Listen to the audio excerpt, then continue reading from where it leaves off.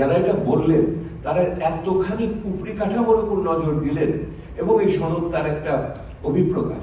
সেইটার সাথে ওনারা জনমানুষকে জমায়েত করার ক্ষেত্রে কিন্তু সেইভাবে সংগঠিত করার ক্ষেত্রে মনোযোগ দিলেন না।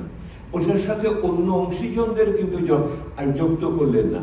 ওনারা যে সংলাপ করলেন, জাতীয় সংলাপ, শুধুমাত্র রাজনীতিবিদদের নিয়ে এবং একটা অংশকে হয়তো এটার সাথে জড়িত থেকে ওনারা করেছেন। অর্থাৎ একটা জাতীয় উত্থান, জাতীয় জাগরণ, জাতীয় অংশগ্রহণের ভিতরে অংশীজনদের নিয়ে এই নতুন বন্দোবস্তের চিন্তাকে সামনে উপস্থাপন করার সেটা করলেন না। এবং এইটা একটা বড় সমস্যা হলো। এই বড় সমস্যাতে দুটো ফলাফল হলো। একটা ফলাফল হলো যারা নতুন বন্দোবস্তের যারা কারিগর হতে চেয়েছিলেন তারা পুরনো বন্দোবস্তের অংশ হয়ে গেলেন, তারা নির্বাচনী প্রক্রিয়ার ভিতরে ঢুকে গেলেন, ওই ব্যয়বহুল নির্বাচনের অংশ হয়ে গেলেন। বড়জোর ওনারা ক্লাউড ফান্ডিং করে হয়তো টাকা তুললেন, কিন্তু টাকার খরচ কমানোর ক্ষেত্রে কিন্তু আর পারা গেল না। সেহেতু ওনারা ওই পুরনো বন্দোবস্তের অংশগ্রহণ করে ওনারা মনে করলেন আগামী দিনে হয়তো কিছুটা আগানো যাবে।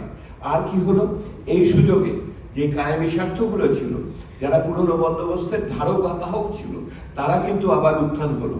ওই যে বলছেন ব্যবসায়ীরা পালিয়ে গেল, রাজনীতিবিদরা আত্মগোপন করলো, আর আমলারা ফিরে আসলো। কারণ এই পুরনো বন্দোবস্তের সবচেয়ে বড় রক্ষক হলো ওই আমলাতন্ত্র। ওই আমলাতন্ত্র তখন আবার ফিরে আসলো। আর শেষ কথা আমার হলো, এই আমলাতন্ত্রকে ফিরে আসার সবচেয়ে বড় সুযোগ করে দিল বর্তমান অন্তর্বর্তীকালীন সরকার। এই বর্তমান অন্তর্বর্তীকালীন সরকার যে সংস্কারের কথা বলল, এই সংস্কারকে কার্যকর করার ক্ষেত্রে যে সক্ষমতা, যে অংশীজনের অংশগ্রহণ দরকার করে, যে উন্মুক্ততা দরকার করে, সেইটা ওনারা দেখাতে পারলেন না। সেহেতু শেষ পর্যন্ত ওনারা নতুন শক্তির অংশ কথা বলে শেষ বিচারে যে একটি ক্ষুদ্র এবং উগ্র গোষ্ঠীর কাছে অনেক ক্ষেত্রে জিম্মি হয়ে গেলেন। সেই জন্য ওনারা আচরণও করতে পারলেন না, ওনারা নাগরিকদের সুরক্ষা দিতে পারলেন না। এখন প্রশ্ন হচ্ছে ওনারা কি নিরপেক্ষভাবে নির্বাচনটাও করতে পারবেন কিনা ঠিক মতো, সেই প্রশ্ন এসেছে। সেহেতু এই নতুন বন্দোবস্ত করার ক্ষেত্রে আমাদের যে সমস্ত অভিজ্ঞতা হলো, এগুলোকে আগামী দিনে কাজে লাগাতে হবে।